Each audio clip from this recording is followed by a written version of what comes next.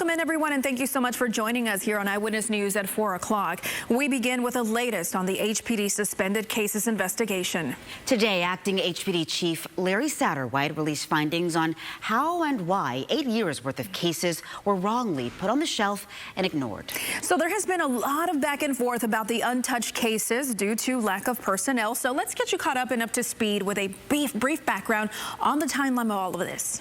The code used to flag those cases was created back in 2015, but implemented a year later. There have been 264,000 suspended cases, including many sexual assaults. The case started back in 2018, and right now, acting Chief Satterwhite is blaming leadership. Our Liliana Pearson is joining us now here in the studio with the latest on where things stand now. And Liliana, you have been following this story for quite some time now. I certainly have. This has been going on for over 6 months now, and there's lots that's coming out of this briefing, including who's responsible for making the code, what criminal charges are finally being pressed, and how much it's going to cost you to fix this whole mess. So for 6 months, we've been asking who came up with this code. Well, today we got that answer. I think one of the things that was missing in today's briefing is that there was nobody named who was the person who raised their hand and said, I think this code should be invented. That's a darn good question, because that's the same question I have. In this report, there is a memo that says in 2016 that it was Melissa Cummings and Ottmeyer that invented it. Are these the people that were saying invented this code?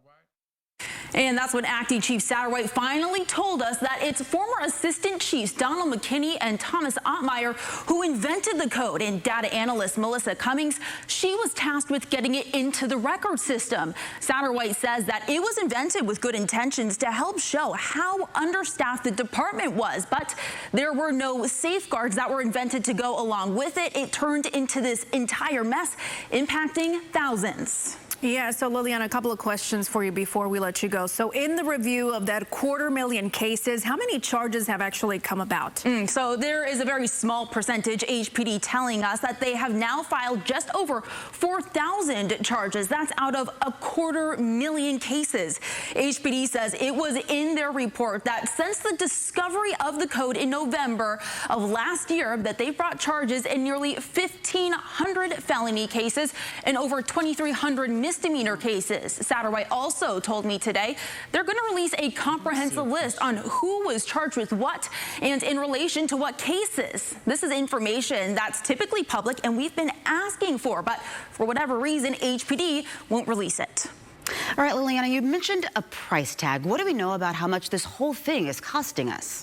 Yeah, so Satterwhite says that to date they spent nearly $2.8 million in overtime. They're still reviewing cases and say they expect that number to climb to over $3 million. I'm Liliana Pearson, ABC 13 Eyewitness News. A lot of information, Liliana. Thank you so much for that breakdown.